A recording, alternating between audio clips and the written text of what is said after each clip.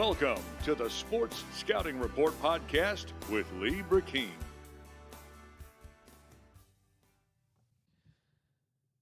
Three, two, one. Hi, everyone. You're listening to the Sports Scouting Report. We are recording. I'm Lee Brecheen, your host. We're going to have a great show today. This is going to be a show where I'm just going to talk a lot of stuff that people might love to talk about. You know, we're going to have different topics today. There's a lot going on. We're going to talk about opt-outs, and I've got some life-changing experiences to share with our listening audience. I can't give out the parents' names or the kids' names, but I think it's important to share what these young men that just got out of high school, especially that are 18 years old, going to college, and what they had to deal with COVID-19, being away from their families. Some an hour away, up to 12 hours away. And I'm going to kind of explain that a little bit more, where people get a better idea from a standpoint of the parents of what this did to what mentally this did to their kids during this time of trying to play football. Things that you don't think about outside of football. We're also going to talk about LSU basketball. We're going to talk about the New Orleans Saints. We're going to talk about possible coaches at LSU again. We're going to talk about the NFL a little bit. The Heisman Trophy. Talk about Scottie Pippen Jr. Remember Scottie Pippen with the Chicago Bulls? Talk about his son. He's phenomenal at Vanderbilt, by the way. And on Friday, we're going to have Coach David Oliver from Amite High School in Baton Rouge, who used to be a Tulane coach, by the way, and a Southern University college coach. That's what brought him to Louisiana. Now he's at Amite. David Oliver, one of the top offensive line coaches, by the way, in high school football in Louisiana. He is as astute as anybody coaching offensive line in Louisiana for a high school. I mean, here's a guy that coached 20 years of college ball as an offensive line coach. He's 6'5". Played college ball. Big Denver Broncos fan. We'll have David on Friday of this week. It'll be interesting. We're going to talk about the Alabama-Florida basketball game and how that relates to LSU. We're also going to talk about Pete Golden, the D coordinator at Alabama, who's from Hammond, Louisiana, and why LSU should go after him. Let's start with that. So let me tell everybody who's listening, if you don't know who Pete Golding is, you might know he's the Alabama defensive coordinator. But most people don't know that Pete Golding is from Hammond, Louisiana. Born and raised in Louisiana, South Louisiana. And I've always wondered, why would you not go after one of the best young defensive coordinators in the country, especially a Louisiana native?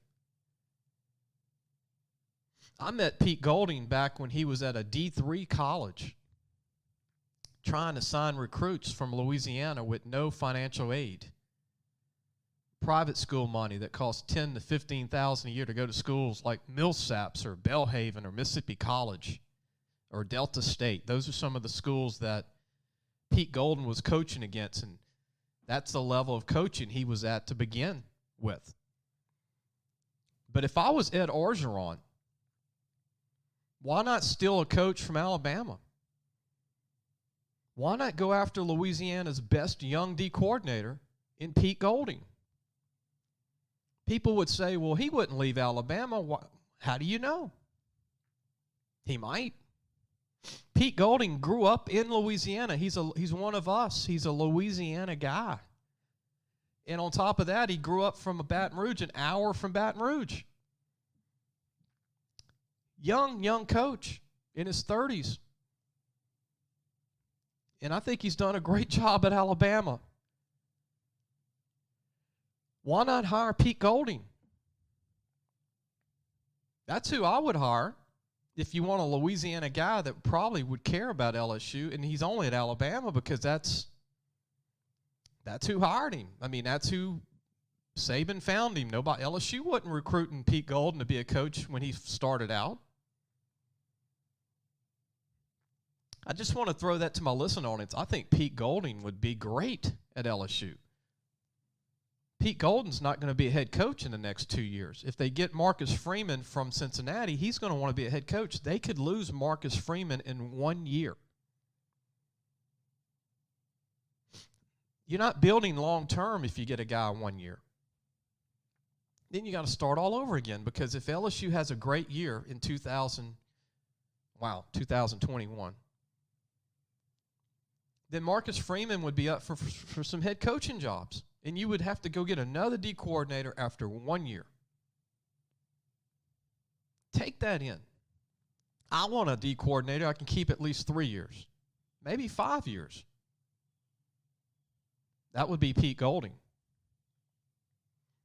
Why go get a guy who's at Arkansas, who's been fired at Missouri, and had one good year at Arkansas? They didn't finish strong, but they played hard. Got to give them that, right? The Razorbacks. Why just chase the coaches that are in the news? The big names. Well, heck, try and steal a coach from Nick Saban. Try and take one of his people. And you know what? They might interview Pete Golden. I have no idea. I hope they went after him. Being that he's a Hammond guy from Hammond, Louisiana, which is an hour from Baton Rouge. Rob Sell, who's at ULL College right now, is the offensive coordinator that played at LSU as an offensive lineman, who I know went to Neville High School in Monroe, was an offensive guard at LSU under Nick Saban, who's one of the best. He's a really good offensive mind. He played O-line. Now he's the offensive coordinator at ULL. Rob Sell turned down a job from Nick Saban to stay at ULL 2 years ago because he wanted to be in Louisiana. I really have a lot of respect for Rob. His family's from Louisiana. Rob's family, his in-laws are from Louisiana. And Nick offered him a ton of money to go to Alabama, to leave ULL. Not to be a coordinator, but to make more money with a lesser position as the O-line coach. And he turned it down. He didn't let money decide his future. But I just want to share that with everybody. That was our first topic today of D coordinator for LSU. Why not go after Kirby? Why not take a coach from Nick Saban and Pete Golding? And I bet you 90% of the people listening to the show did not know Pete Golding was from Hammond, Louisiana. And I know some people listening do. But that would have been my number one choice, to try and hire Pete Golding. And you know what? Maybe he'll be the guy. I don't know. Maybe behind the scenes they did interview him. But I would hope they did, being that he's from an hour from Baton Rouge, Louisiana, an hour from Tiger Stadium, where he grew up. And he's a young coach that's not going to be a head coach for at least another 3 years. We're going to go take a break. When we come back, we're going to talk more about our other topics. We got the Saints. We're going to talk about the Saints and the Bears matchup. Oh, my goodness. They can't lose to the Bears. And we're going to talk about LSU basketball. We're going to talk about Alabama, Florida basketball. We're going to talk a lot of stuff. Talk about the Heisman Trophy. And give you my take on the national championship game next week. I'm picking Ohio State. Yeah, I'm picking Ohio State to win this one. We'll be right back. You're listening to the Sports Scouting Report. I am Lee Brecheen, your host. We'll be right back. Listen, whatever you're driving right now, Tommy Harvey wants it. Bring it in to Harvey Subaru, Lexus of Shreveport, Bossier City, or John Harvey Toyota. They're paying big bucks for all trades right now. They'll cut you a check right there. Tell them Lee sent you. Welcome back, everyone. This is Lee Brecheen, your host. You're listening to the Sports Scouting Report. This segment, our topic is going to be the Heisman Trophy. Man, that's a great time when you see someone win the Heisman. And it's a Louisiana native, DeVonta Smith from Amite, Louisiana, in Alabama. It's very excruciating. It's very hard for a lot of LSU fans to see this kid win it because he played at Alabama. I'm happy for kids. I mean, kids are kids.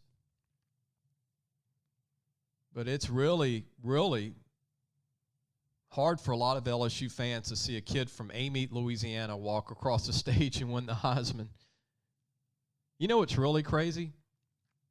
Is that the best wide receiver in 2019 was Jamar Chase from Archbishop Rommel High School in LSU.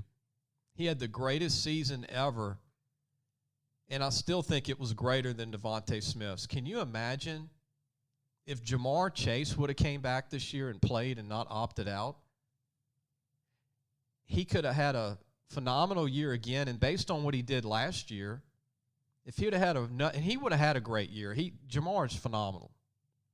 People can say, oh, he wouldn't have had the quarterback, and he would have not got the stats. No, LSU threw for over 3,500 yards this year. He would have had a lot of that.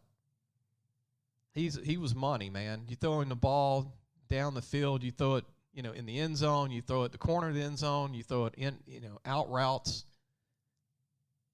He was money. Can you imagine Jamar Chase playing football this year, being the best receiver? Can you imagine Jamar Chase going to the Heisman Trophy ceremony with DeVonta Smith? And now DeVonta Smith's probably going to go above Jamar Chase in the draft. And if you are the first receiver taken in the NFL draft, they probably won't take their second receiver until after the 7th or 8th pick. That means that DeVonta Smith might have made $50 million this year, moving up in the draft, coming back, not going pro, and then Jamar Chase sits out, and he'll still be a millionaire, but he lost millions by DeVonta Smith probably jumping him in the draft. That's something to think about for kids listening to the show. That's what happens when you don't play your junior year. Somebody can, and I said this on the podcast 4 months ago, I said, somebody's going to pass him up. There's too many good receivers out there. And if you get passed up in the first round as a receiver, usually only 3 receivers go in the first round, maybe 2. And the best receiver goes in the first 5 picks, 3 picks, and then the next one goes maybe by pick 9 or 10. That's a big difference. That's $50 million compared to about $10, $12 million. It's a big difference. Now, Jamar Chase is still going to be a first-round pick, but my point is you probably lost somewhere around 25 or 30 million possibly by not playing your junior year. And this leads me to what I wanted to talk about at the beginning of the show about Corona-19 and the virus and playing sports this year. I've had a chance to talk to a lot of parents, and I know a lot of parents of athletes that play Division I football and baseball at major universities, some that we know of in Louisiana. And I want to share that when we come back. I want to share some stories. I can't mention names. I can't mention the names of the kids or the parents because I'm loyal and I'm not going to do that, and they don't want me to. But I'm going to mention stories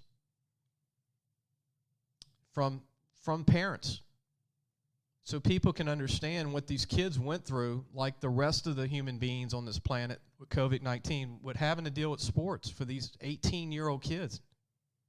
And I'm talking about 18-year-old. I'm going to share 2 stories of kids that had to go to colleges during this at 18 years of age. And the life they had to live during this and what it's like to be an 18-year-old and be a parent of an 18-year-old. We're going to take a break, and when we come back, we'll be talking about that. We're going to talk about the Saints and much, much more. You're listening to the Sports Scouting Report. I am Lee Brecheen. We'll be right back. Looking for a used car? Harvey Autos has 3 dealerships, which means 3 times the used vehicles. They've got everything from fuel-efficient compacts to luxury models, even hybrids, and certified pre-owned with a warranty. Check out John Harvey Toyota, Harvey Subaru, or Lexus of Shreveport, Bossier City. Welcome back. You're listening to the Sports Scouting Report. I am your host, Lee Brecheen. And the topic that I started the last segment is about teenagers coping with COVID-19 while playing college athletics as a true freshman. I had a chance to talk to a couple of parents this past week. A couple of friends of mine that their kids are college athletes at colleges, and their kids were both freshmen this year. And they shared with me a perspective that you don't even think about. Sports fans think about wins and losses. They get emotional. They get upset. They get upset at kids that leave. And I've even pointed it out. But when you're going to hear some of the things I'm going to mention on this show, from a parent's perspective, I think people wouldn't be mad anymore. Well, any normal person would not be upset. But the kids that were in the 220 class, recruiting class, the incoming freshmen that played this year for football and baseball.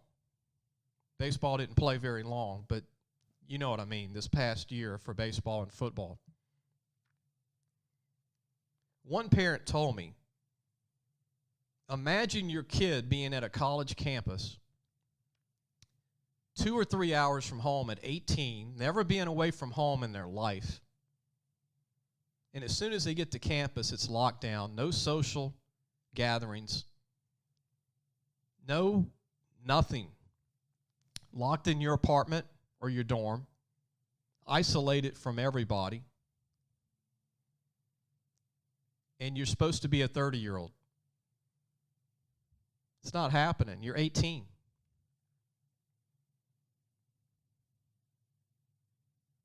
You're 2 hours from home. You're an hour from home. You're 5 hours from home. You're 10 hours from home. Some kids are 12 hours from home. They're 18, 19-year-old kids.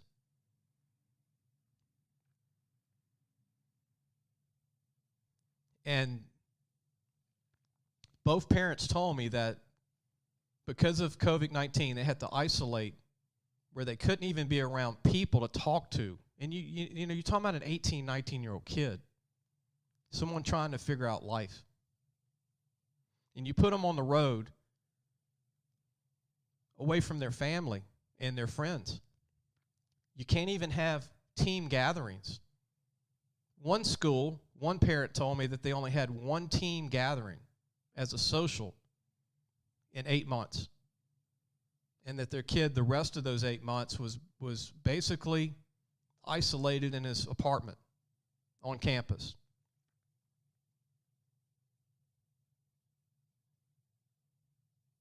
That's not normal for an 18, 19-year-old kid that's trying to figure out life. They're not 30 or like me. I'm 50 years old. We can handle it and go through it. We can mentally go through it. But the mental part of this was so hard on these kids, especially a freshman. And that reverts back to Eric Gilbert, the tight end at LSU. But I hope Eric Gilbert, when he clears his head in Atlanta, Georgia, now that he's home, realizes that's the way it was going to be at every college. That everything was the same in the United States. Everything was basically a lockdown for these kids, being away from home. And it definitely affected him, like everybody else.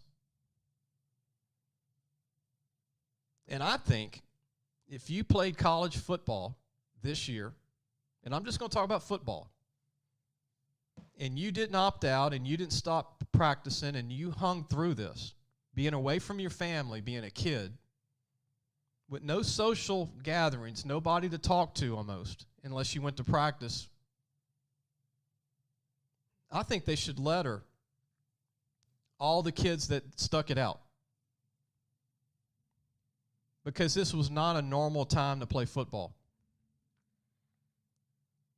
But I think these coaches should do something for the kids legally to show the appreciation that they did not give up. If there was 40 or 50 kids at LSU out of 85 scholarships that started off, those 50 kids, including the walk-ons,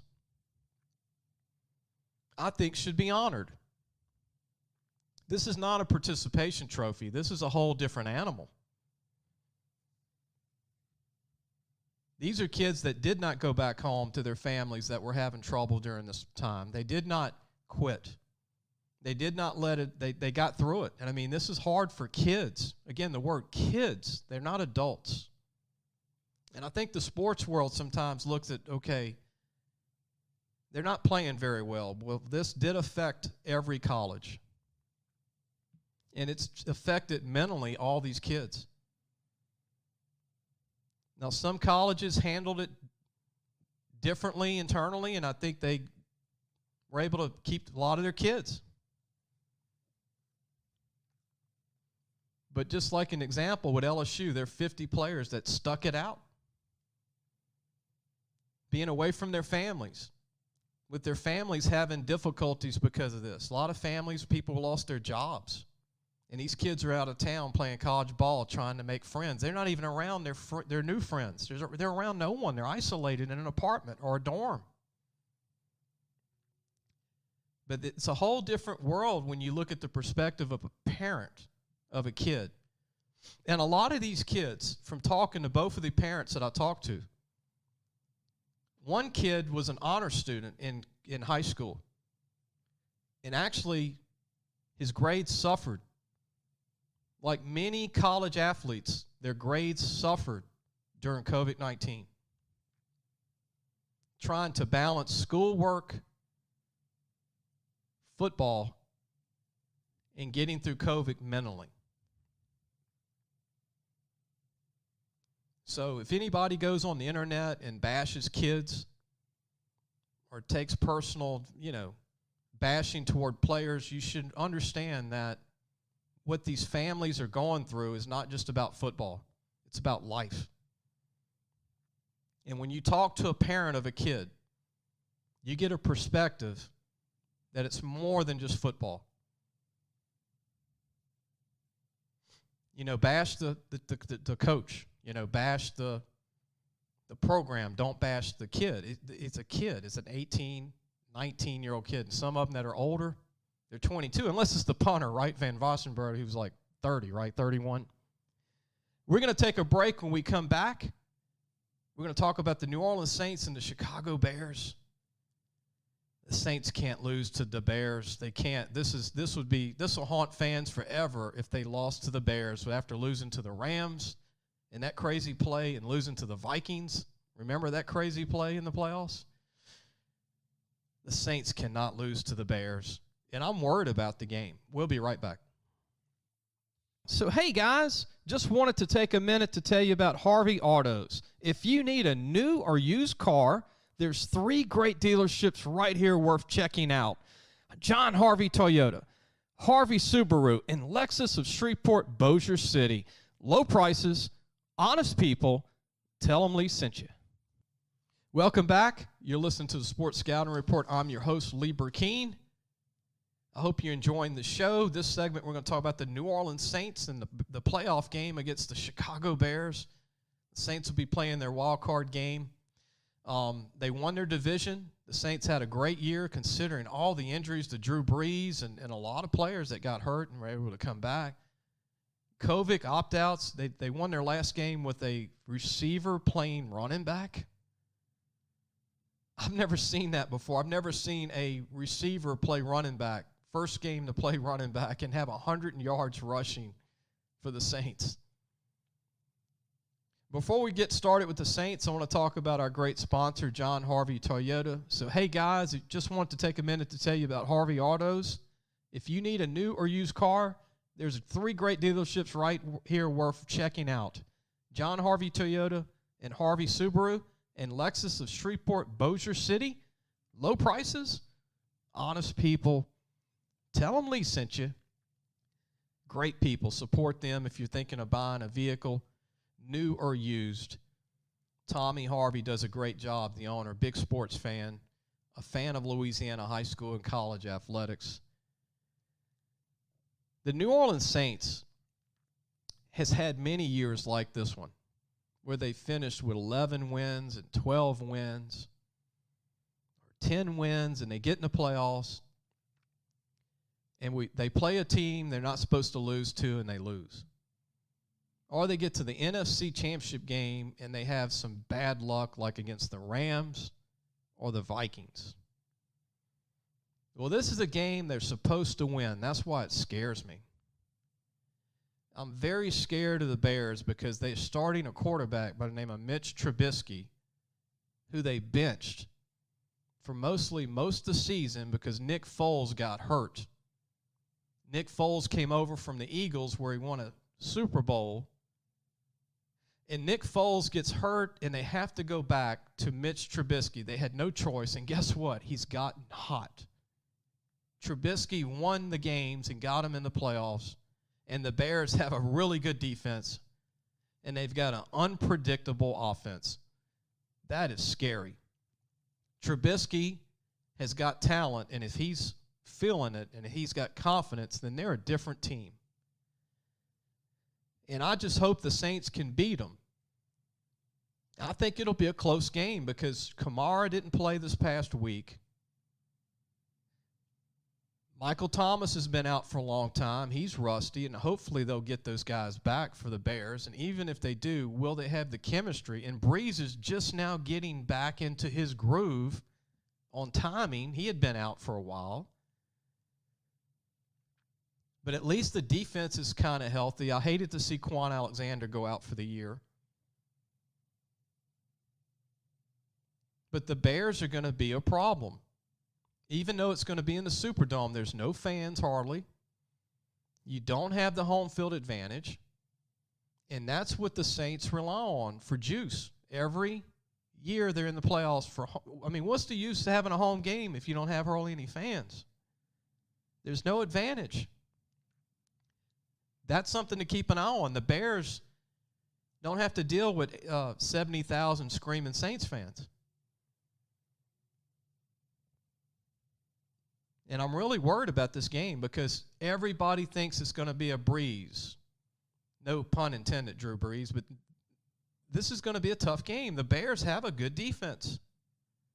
And now they have a quarterback in Mitch Trubisky who's starting to believe in his skills again. He's starting to believe in what he can do because he was benched for the whole year, and this was his final chance. And they're a very unpredictable offense. Their defense is very good. They've got some men on that defense. They've got some very good. And look, by the way, Barcavius Mingo from LSU is on that defense. Would have quietly 40 tackles on the year from West Monroe High School. 6'4", 245-pound linebacker who's had quietly a great year for the Bears. And look, I can't even imagine if the Saints were to lose this game, what it would be like for the fans after what happened in Minnesota and at home against the Rams. And the Bears actually cost the Saints a Super Bowl several years ago, if you remember, at Soldier Field when it was about 20 degrees. And the Saints lost a close game to the Bears, and the Bears went to the Super Bowl. Remember that? They've been a spoiler. This is not going to be an easy game. The Bears are upset. Everybody thinks they're going to lose. That's the greatest thing that can happen to the Bears coaching staff. And this is a Bears team that won their first 6 games of the season. They were 6-0. Very concerned for the Saints with this game. We're going to take a break, and when we come back, we're going to talk about LSU basketball and kind of measure where they are, because I watched the Alabama-Florida game, and LSU had lost to Florida, and then Alabama beat Florida by over 20 points last night. Kind of gives you an idea where LSU is down low in the post. And Alabama dominated Florida in the post. Shut them down low. We'll be right back. You're listening to the Sports Scouting Report. I am Lee Brecheen. Parents, are you looking for advice on getting your high school athlete recruited by the right college? Lee Brecheen is your answer. Lee has been doing it for over 30 years. He knows the ropes, and more importantly, he knows the people. Lee offers turnkey service from evaluation, creating highlight tapes in the correct format, and complete guidelines for effective communication with the schools. No matter the sport, girl or boy, no matter what grade your child is in, let Lee Brecheen help match your child to the right college fit. Go to our website, lafootballmagazine.com, and get connected today. Welcome back. You're listening to the Sports Scouting Report. I'm Lee Brecheen, your host. I want to mention in this segment about walk-ons for colleges. If you're a parent out there listening to this show in Louisiana or anywhere in the state or anywhere in the country, or you're a listener with no kids playing sports, you just like football or baseball, there's nothing wrong with walking on to a college.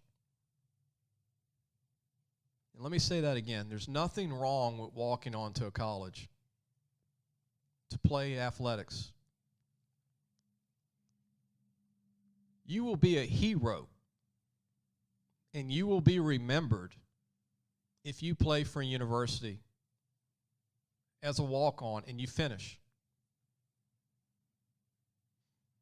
If it's USL, which is now ULL, or it's LSU, or it's Tulane, or it's McNeese, or it's ULM of Monroe, or it's Louisiana Tech, or Southern University, or Louisiana College, or Grambling College, or Northwestern State, if you walk onto a program and you finish and you never play a down, the connections that you meet, the people you meet, the fans will know who you are forever.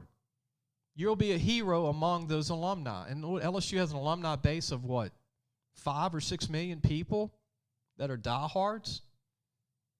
Tulane's probably got over 500,000 to 1 million diehard alumni all over the country. Louisiana Tech, Northwestern State, Southeastern, all these schools. And most people don't like the sound of walk on. But if you walk on to a college, you have all these possibilities to gain. And the one main thing, you can become a college coach. Instead of trying to become a college coach without playing college football. Most walk-ons bust their tail in practice and want to be a coach, and they learn. They never play a down. And those college coaches will hire them as grad assistants when they're done if they do what they're supposed to do, and they're looked at as leaders, as high character people, and obviously having some kind of coaching potential. And you can go as a walk-on, finish at a college, and become a grad assistant, and then get your master's degree, and then end up making big money within 5 years. Or you can walk on to a college, play within 2 or 3 years, play special teams or whatever, and you got a job for life with some alumnus from that college. They know that you played football at that school, and they'll hire you. That it carries a lot of weight. It'll carry as much weight as going to Harvard College if you're from Louisiana. Or it's the experience of hard work to go to a college and hang in there and have an 18-hour day. It's an 18 to 17-hour day for a college student athlete. When you look at tutor classes, practice, film classes, meetings, working out, and school, it's a 17 to 18-hour day. Think about that.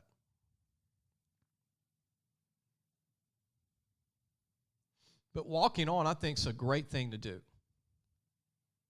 And it's better than it used to be. Here's the other thing. Because of the COVID-19, because of the transfer portal, Colleges are getting down to 50 players, some of them 45 players on scholarship by November. If you're a walk-on, you can play now. If you show that you can play at that level and walk on, you will eventually get to play now because colleges are hurting for numbers. And if I'm LSU, I'm signing the best walk-on class I've ever signed in my life. Because, A, there's less scholarships this year for kids to sign out of high school because kids can come back and get an extra year. And that means there's going to be less scholarships for state colleges. That means LSU can pick from a lot of kids who don't want to leave the state.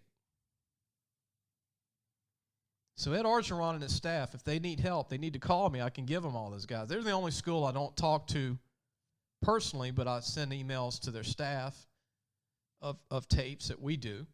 I work with all the other schools.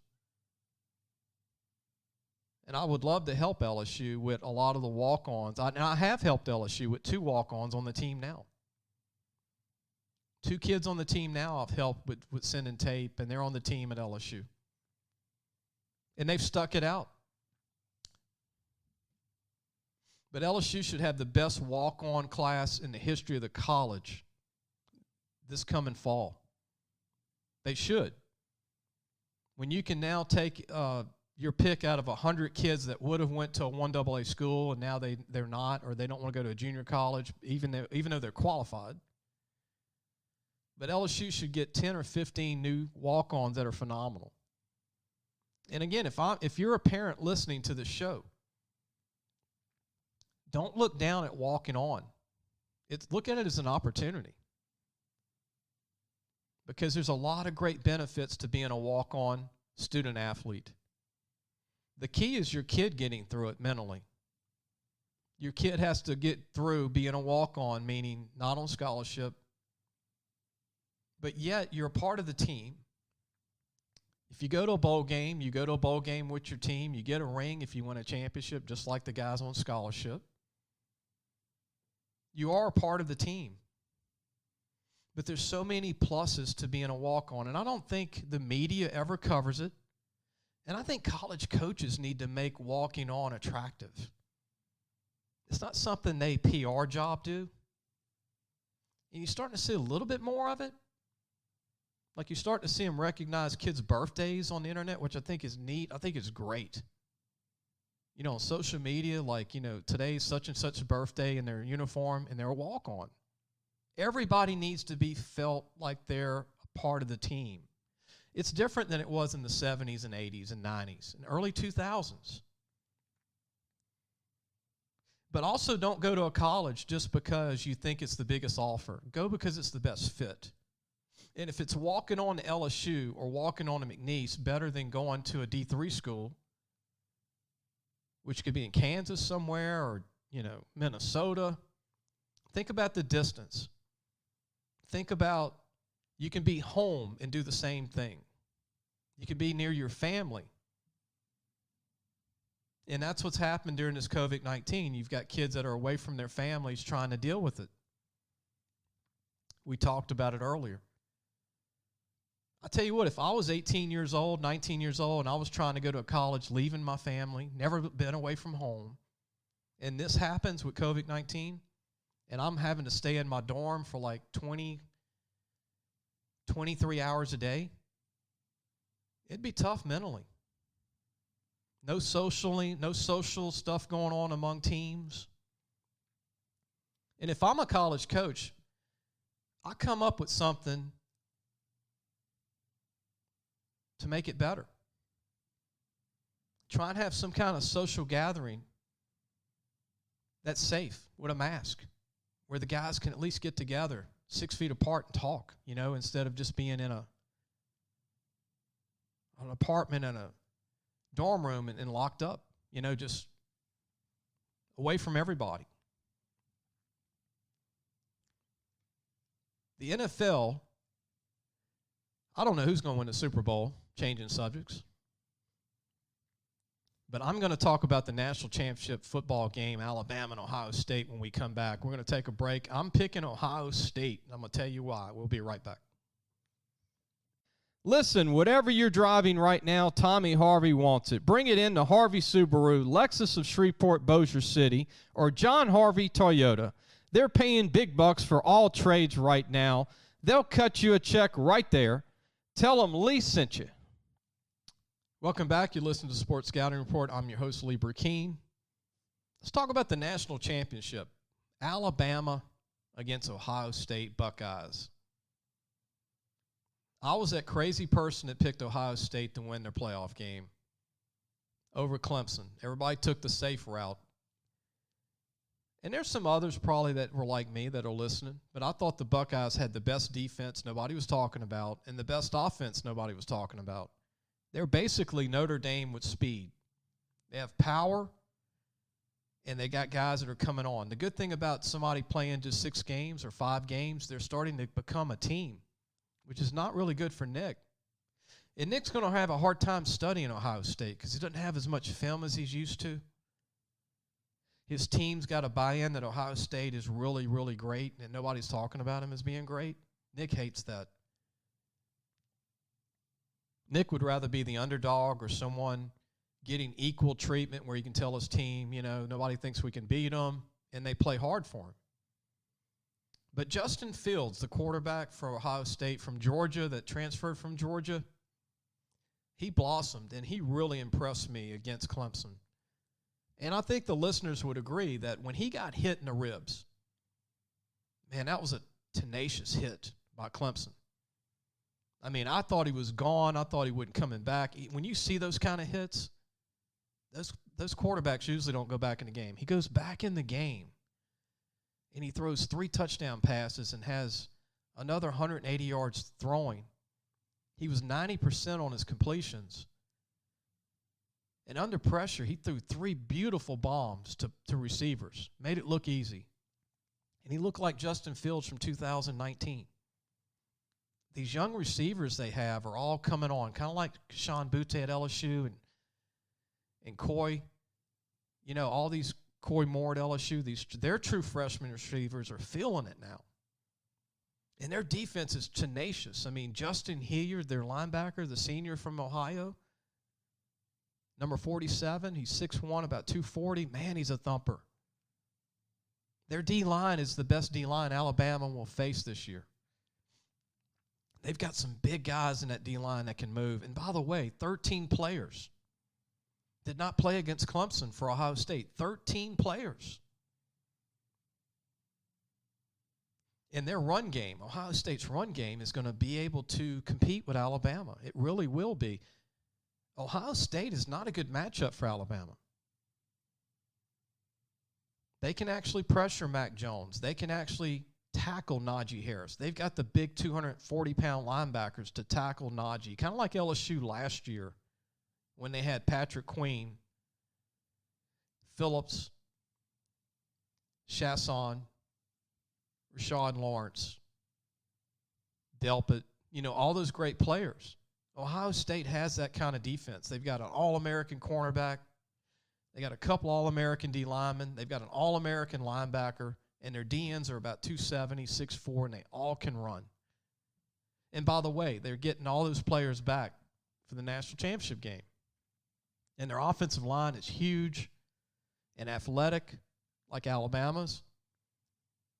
And Justin Fields, he's starting to shine. I think it's going to be a great game. I think it's going to be a high-scoring game. I'm going to predict the score is going to be 38-35. Alabama's going to lose 38-35 to Ohio State. And Ohio State has the ball the last 2 possessions. Kind of like DeVonta Watson did for Clemson back when they beat Alabama. They had to come back the final drive and finish Alabama off. It's going to be that kind of game. It's going to be back and forth. You're going to see great plays on defense. You're going to see great plays on both offenses. I don't think Alabama can stop Ohio State. I think Ohio State's found their groove, and they've got the players. And I think Justin Fields is going to be a great pro. I really do think he'll be a great pro. He can throw the long ball. He can throw the intermediate passes. He's tough. That impressed me. That hit against Clemson, him getting up and going back in the game and even looking better, hurting. It's a lot of Joe Burrow type of stuff, at LSU. Remember when Joe got knocked down in the Fiesta Bowl against Central Florida and he got back up and he had a great game? He was mad. Justin Fields looked mad. That's a winner, man. That's the guy I want to play quarterback. That's who I want on my NFL team.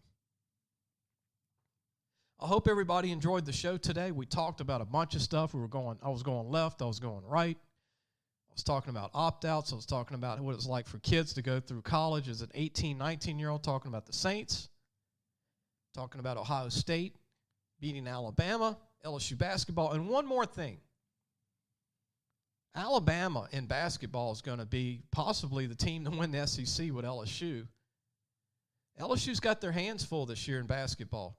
They really do. I mean, look, I thought it was going to be Missouri, LSU, and Arkansas. But now Kentucky has come on. They're 2-0 in the SEC. Alabama beats Florida by 20. Florida was beating LSU by almost 10 the whole game in the second half. And Alabama's way ahead of Florida. Arkansas is very talented. Auburn's going to get better. Georgia is going to be the game tonight against LSU. We'll see what they have. They can't go 1-2 in the SEC. That would not be good for LSU. And Georgia's very talented. Tennessee, they're very talented. It's going to be interesting how this ends up. It's not a cakewalk for LSU to win the SEC without a post guy down low to stop anybody. Alabama proved that. They stopped the center for Florida who scored 27 against LSU. They had a big body on him that could stop him. So I'm hoping they get Sharif O'Neal back, Shaquille O'Neal's son, who's 6'10", soon for LSU. Or that LeBlanc can improve a little bit face guarding these guys down low. Kind of like Emmett Williams did that greatly, didn't he? Didn't Emmett Williams do a great job of being aggressive at 6'6", playing center? Can you believe that last year? LSU had a 6'6" center in Emmett Williams. I remember when Ricky Blanton was LSU center for Dale Brown at 6'6". He did a great job. It's incredible somebody's 6'6" trying to guard somebody 6'8", 6'9", 6'10", 6'11", or 7 feet tall every game. But LSU was spoiled with Emmett Williams. Emmett was a lot better basketball player than people thought. Now they understand how good he was. Emmett Williams was so aggressive, he would face guard these guys. He knew how to push them out of from below the basket. He knew how to keep them off the glass. He would out-rebound these guys 4 or 5 inches taller than him. LSU doesn't have that this year. Somebody's got to take that spot. Sharif O'Neal, LeBlanc, or the big guy, the freshman center from New York. He's got to step up and play a little bit, at least block shots and get rebounds. I hope everybody has a great Wednesday, and we'll see you Friday. Our guest Friday is going to be David Oliver, the head football coach from Amite High School, one of my favorite people. He's from Colorado originally. He's got a son coming up that's 6'6", 6'7", who's a tight end. He's a youngster at Amite. He's only going to be a junior this coming year. We'll talk about his son and also his team. There's a lot of talented players at Amite that are both seniors, juniors, and sophomores. The Gators from right outside of Baton Rouge, Amite High School, will be on Friday. I can't wait to get David Oliver on the show this Friday. Everybody have a great Wednesday. We'll see you this Friday.